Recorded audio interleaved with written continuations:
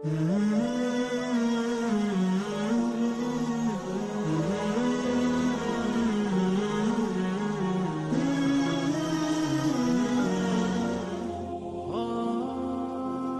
ابن عباس رضی اللہ عنہ فرماتے ہیں، حضرت عمر رضی اللہ عنہ نے حضرت علی رضی اللہ عنہ سے فرمایا، اے ابو الحسن مجھے کچھ نصیحت کرو۔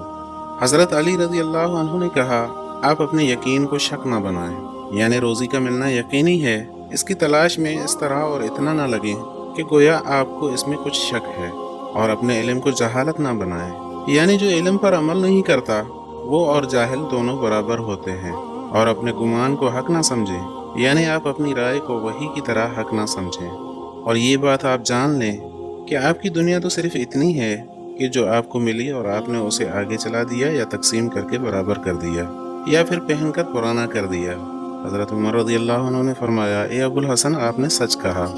پھر فرمایا، اے امیر المومنین، اگر آپ کی خوشی یہ ہے کہ آپ اپنے دونوں ساتھیوں حضور صلی اللہ علیہ وسلم اور حضرت ابو بکر رضی اللہ عنہ سے جا ملیں تو آپ اپنی امیدیں مختصر کریں اور کھانا کھائیں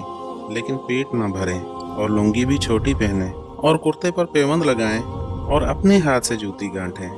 اس طرح کریں گے تو ان دونوں سے جا ملیں گے۔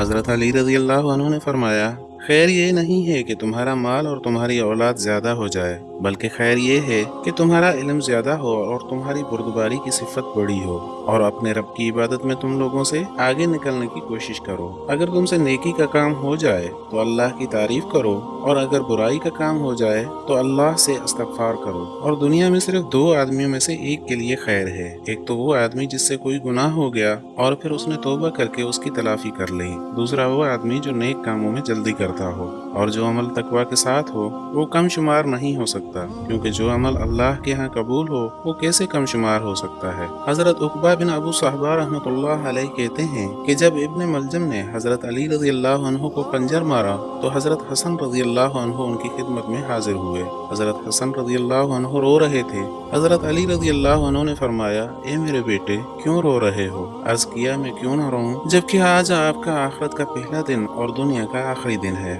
حضرت علی رضی اللہ عنہ نے فرمایا، 4 اور 4 یعنی کل 8 چیزوں کو پلے باندھ لو، ان 8 چیزوں کو تم اختیار کرو گے تو پھر تمہارا کوئی عمل تمہیں نقصان نہیں پہنچا سکے گا۔ حضرت حسن رضی اللہ عنہ نے عرض کیا، ابا جان وہ چیزیں کیا ہیں؟ فرمایا، سب سے بڑی مالداری عقل مندی ہے، یعنی مال سے بھی زیادہ کام آنے والی چیز عقل اور سمجھ ہے، اور سب سے بڑی فقیری حماقت اور بے وقوفی ہے، سب سے زیادہ وحشت کی چیز اور سب سے بڑی تنہائی عجب اور خود پسندی ہے، اور سب سے زیادہ بڑائی اچھے اخلاق ہیں۔ حضرت حسن رضی اللہ عنہ فرماتے ہیں، میں نے کہا، اے ابا جان یہ 4 چیزیں تو ہو گئیں، مجھے باقی 4 چیزیں بھی بتا دیں۔ فرمایا، بے وقوف کی دوستی سے بچنا، کیونکہ وہ فائدہ پہنچاتے پہنچاتے تمہارا نقصان کر دے گا، اور جھوٹے کی دوستی سے بچنا، کیونکہ جو تم سے دور ہے یعنی تمہارا دشمن اسے تمہارے قریب کر دے گا، اور جو تمہارے قریب ہے یعنی تمہارا دوست اسے تم سے دور کر دے گا، اور کنجوس کی دوستی سے بچنا، کیونکہ جب تمہیں اس کی سخت ضرورت ہوگی وہ اس وقت تم سے دور ہو جائے گا، اور بدکار کی دوستی سے بھی بچنا، کیونکہ وہ تمہیں معمولی سی چیز کے بدلے میں بیچ دے گا۔